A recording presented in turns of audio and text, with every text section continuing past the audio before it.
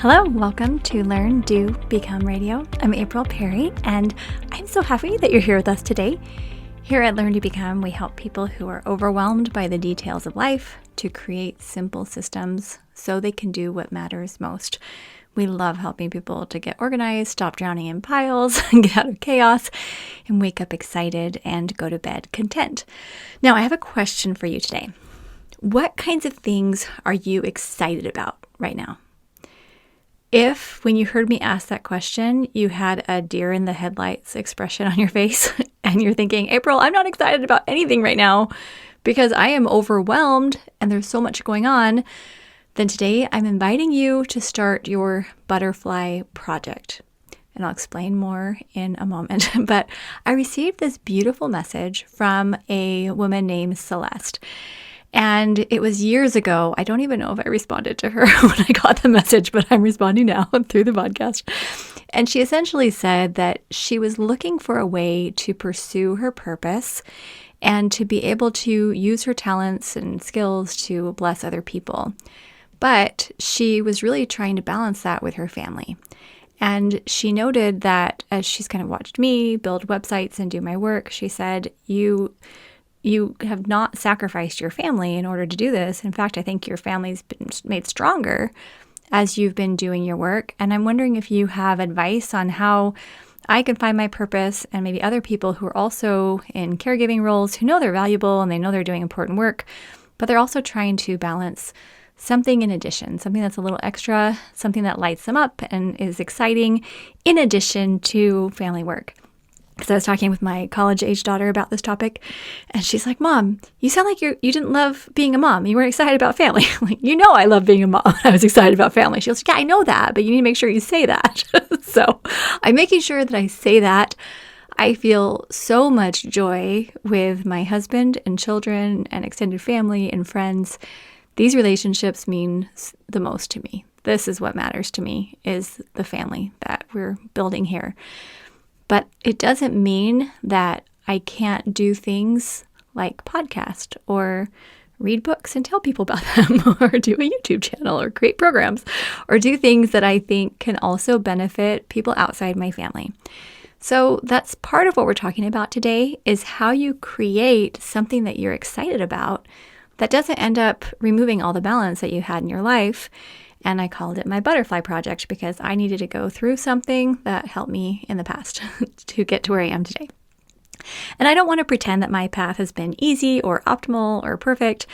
There have been so many ups and downs. Some of the downs were really, really bad. Like, I would not want to go back and live them. There have been lots of lessons that I've learned, but I have felt excited about my purpose for, about 2 decades now. This purpose in addition to being a wife and a mother. And I want to share just a few stories and ideas that may be helpful to you. And this might not apply to everyone. Maybe you're thinking, I've already found my purpose. I'm already happy. I'm doing everything great. Awesome. Or you might be thinking, I'm just not really thinking about that. This isn't something on my mind. So take it for what it's worth. But I did want to just create a podcast sharing these ideas and stories because they really did help me. And I'm hopeful that they can help you as well, okay? And I'll explain at the end why it's called a butterfly project. But, all right, so idea number 1 is just to start exploring. When I first became a mother, there was quite an identity shift for me. I'd been used to doing things that were very tangible and receiving either a paycheck or grades or something for those tangible efforts. And then all of a sudden, I am working harder than ever, taking care of this little baby, and no one cares. And everyone treats me like I have no brain. And that was incredibly discouraging to feel like, I went from feeling like I was a contributor to society to having people kind of look at me like, what do you do all day? You just sit here and do nothing. And I knew I was doing something incredibly important. I loved being with my little baby, Aaliyah. And I didn't want to not be doing that, but I was looking for some way to grow. I just needed to grow, to have things to think about, things to, to work on. Like when she went to bed, she slept so much. I think she slept like 15 to 17 hours a day. I had all these hours to just do something and I didn't know what to do. So I started doing things like creating my knowledge binder. I would go to the library, I'd take Aaliyah in the stroller, I'd pick out books that were related to topics I was very excited about. Like work and relationships in the home has always been something that was very interesting to me. So I found all these different books and I would read them and look at roles of women, look at how families work together. And then I'd create a little synopsis of each book and type it up and put it in my knowledge binder. I would interview other parents that I found, moms and dads, who I felt like they had a good balance with professional and personal work, that they had strong families, but they also were, contributing to society as a whole. And I would go to their house and I would interview them and take notes and, be able to come up with different ideas of things I wanted for my family later on.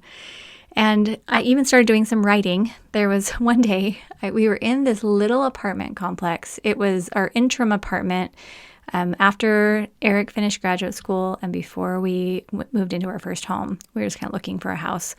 And we moved in this tiny 2-bedroom apartment that was in a really dangerous neighborhood. And it was a very hard place that we were living.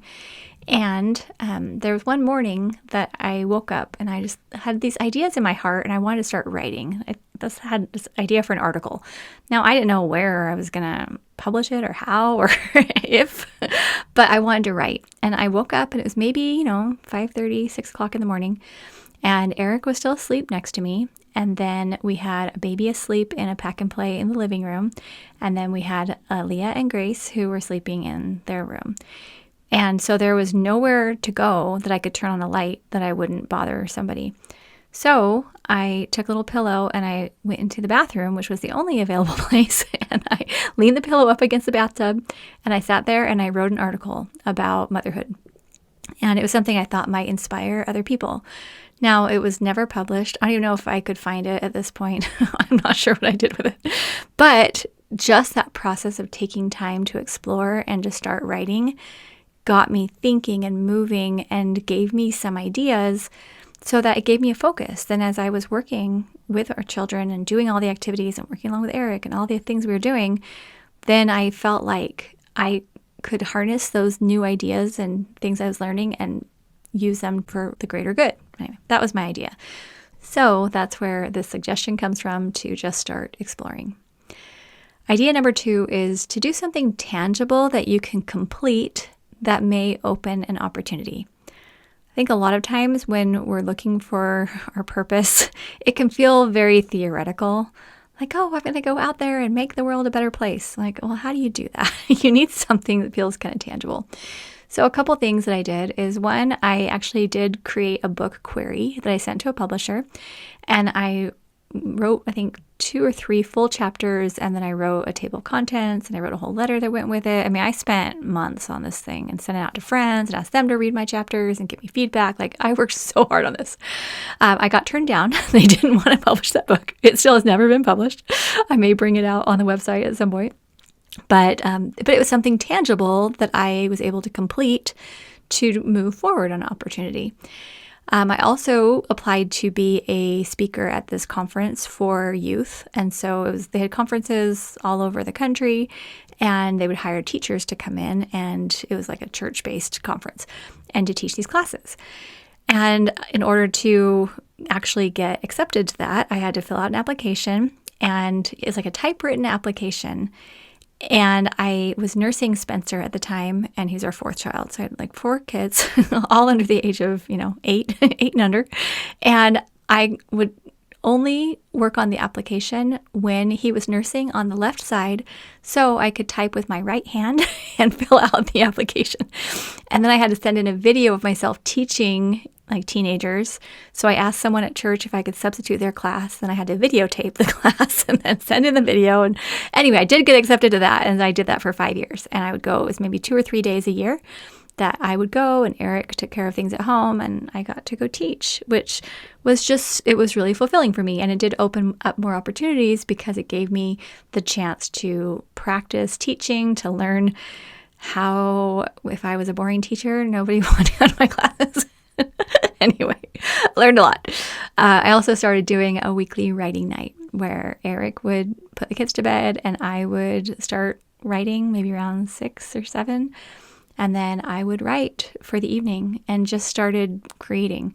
So just having something tangible you can complete, I think it just gives you an indication of, well, what kinds of things am I interested in? What kinds of things do I do well? That type of thing. And then idea number 3, remember that the power is in your hands. Sometimes, like when my book query was turned down, or then I sent multiple submissions to different magazines and they all turned me down. Sometimes when that happens, you start thinking, well, no one cares. I'm not that valuable. Like, it doesn't matter what I'm working on. It's not true. There's always a way that you can serve and create. And it might not be right for every publication or group or, opportunity out there, but the power is in your hands to serve. There was a whole year after I sent in the book query that got turned down. For a whole year, I did nothing extra.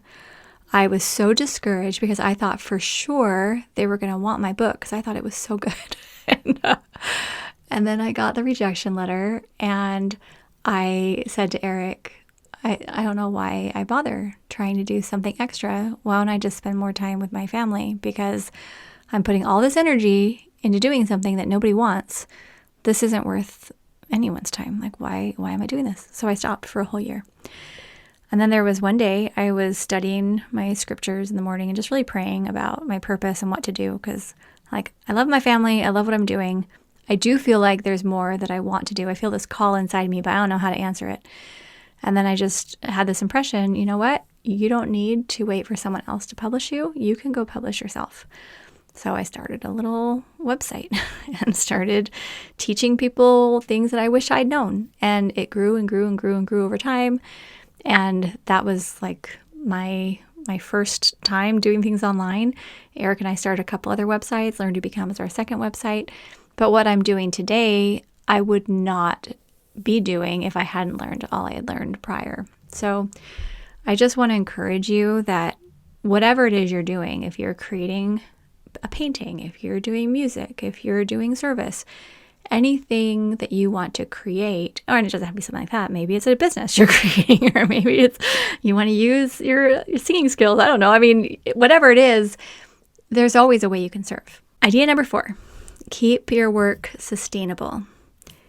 If there's too much pressure on you and there's not enough flexibility, then either your work is going to feel like a burden or your family is going to feel like a burden.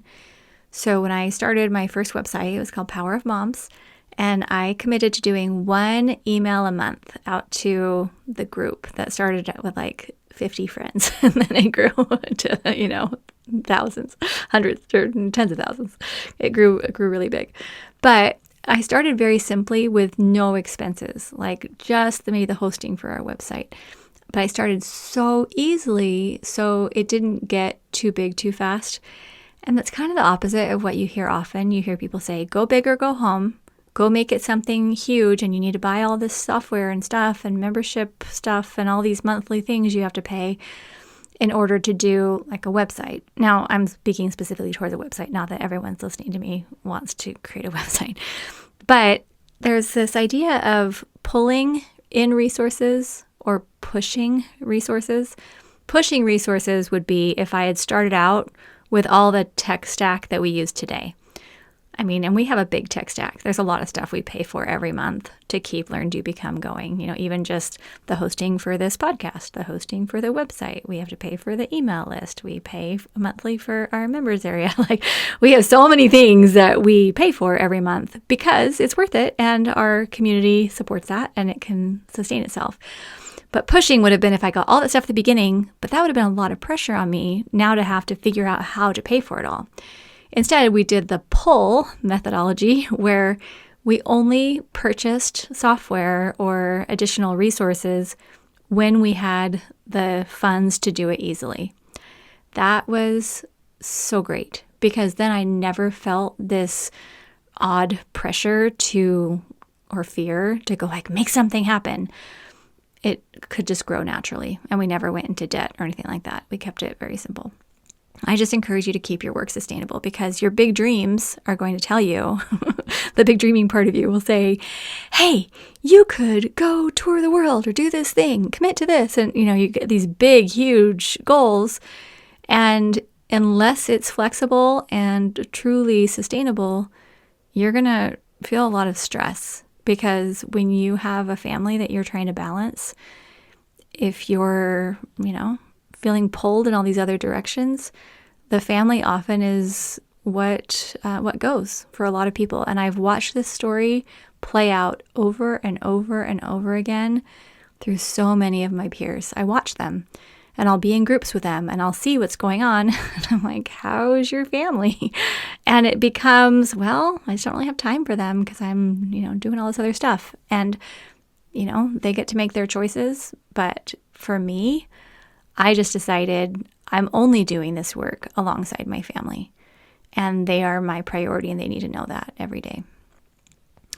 And then idea number 5 is remember that your purposeful work matters, but not at the expense of your people. So just building on the things I just shared, I did have one experience that still hurts my heart to think about it, but I learned from it. It was when Eric and I were first building our business. I think Spencer was really little, like 4. And so all our kids were, 11 and under, 12 and under. And there was one day where we're having a family prayer, and I had been involved in so many projects. I'd been working so hard. And little 4-year-old Spencer said the prayer, and he said, "And please bless Mom that she'll be able to spend time with us." And oh my goodness, just hearing my little 4-year-old asking God for me to have time, I thought, okay, I need to communicate with him what I'm doing. I need to make sure I'm only doing what's absolutely essential. And I need to make sure that my children know that they matter to me and that I do have time for them. And I understand sometimes if someone's listening right now and they're like, yeah, I'm working three jobs and I can barely keep food on the table and I'm in a really hard spot, then I don't understand all of what you're experiencing, and I don't pretend to. I'm just sharing from my own experience that when I was scared and stressed and working so hard trying to figure things out, I needed to adjust what I was doing and how I was doing it so my children could be part of it with me. Because we were in a really tough spot. We were underwater with our house after the 2008 crash.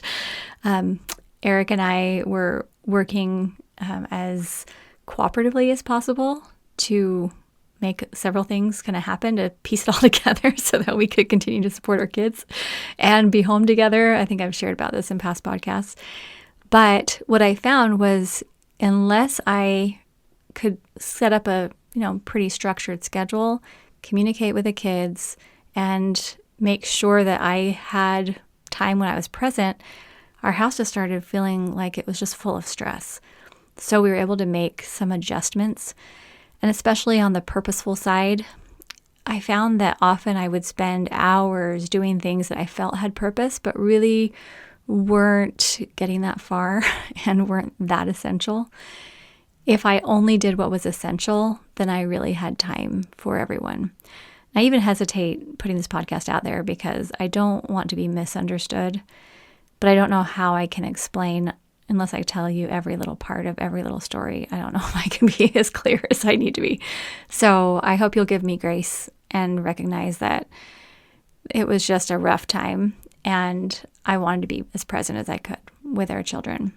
And it took a lot, to make that happen. And I wasn't perfect at it.